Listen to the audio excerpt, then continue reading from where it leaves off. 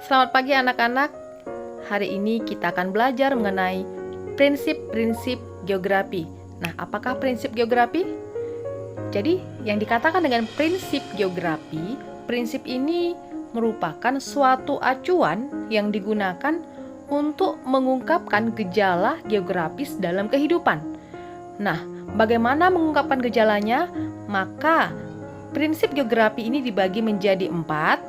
Menurut Nursid Sumatmaja ada 4 prinsip geografi.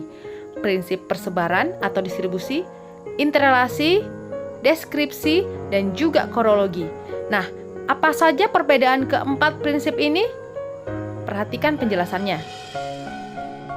Yang pertama, prinsip persebaran atau juga dikenal dengan prinsip distribusi mengatakan bahwa setiap objek, gejala, atau fenomena di permukaan bumi tersebar tidak merata atau bervariasi dari suatu wilayah dengan wilayah lainnya. Nah, dalam persebaran berbagai fenomena geosfer di muka bumi dapat diungkapkan hubungannya antara satu fenomena dengan fenomena lainnya di suatu wilayah yang berbeda.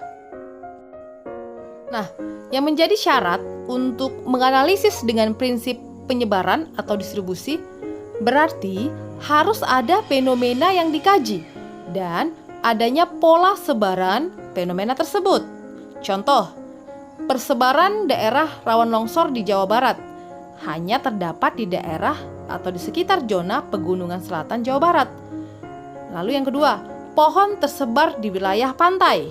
Contohnya itu pohon kelapa yang tersebar tidak merata di wilayah pantai. Kemudian contoh lainnya, misal nih, banjir di Jakarta.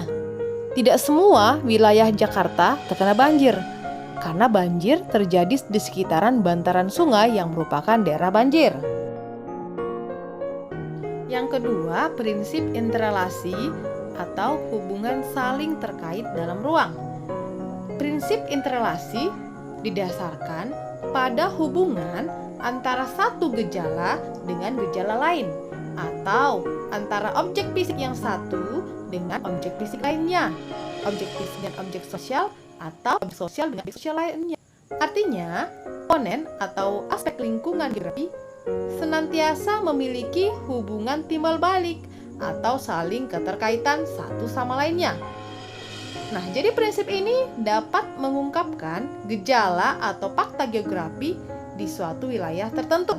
Daerah banjir sangat berkaitan dengan morfologi daerah rendah, sehingga memiliki banyak daerah cekungan dan muara sungai.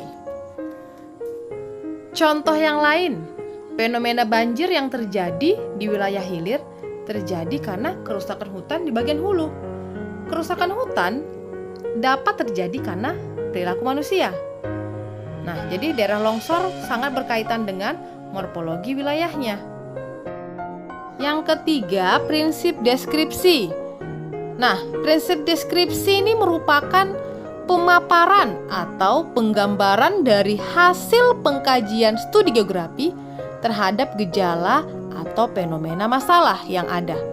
Nah, jadi prinsip ini tidak hanya menampilkan deskripsi dalam bentuk peta, tetapi juga dalam bentuk diagram, grafik, maupun tabel. Misalnya, melalui peta dapat dilihat persebaran daerah rawan banjir di Jakarta. Contoh lain, nah, penggunaan peta dalam melihat potensi wilayah. Jadi kita bisa melihat potensi wilayah melalui penjelasan dalam bentuk peta. Lalu, kita juga bisa melihat angka buta huruf perempuan dan laki-laki pada beberapa negara di ASEAN dalam bentuk diagram. Nah, jadi jelaskan dalam bentuk diagram. Inilah prinsip deskripsi. Yang terakhir, prinsip korologi, di mana prinsip ini gabungan atau perpaduan dari ketiga prinsip. Gabungan dari distribusi, interrelasi, dan juga prinsip deskripsi. Dalam prinsip ini, gejala dan permasalahan geografi dianalisis persebarannya, interaksi dan interrelasinya dari berbagai aspek yang mempengaruhinya. Misalnya, dalam mengkaji banjir selalu diperhatikan persebarannya dalam ruang. Hubungan timbal balik dalam ruang. hubungan dengan faktor-faktor penyebab banjir, dan seterusnya. Nah, jadi pada dasarnya prinsip korologi ini adalah gabungan dari ketiga prinsip tersebut.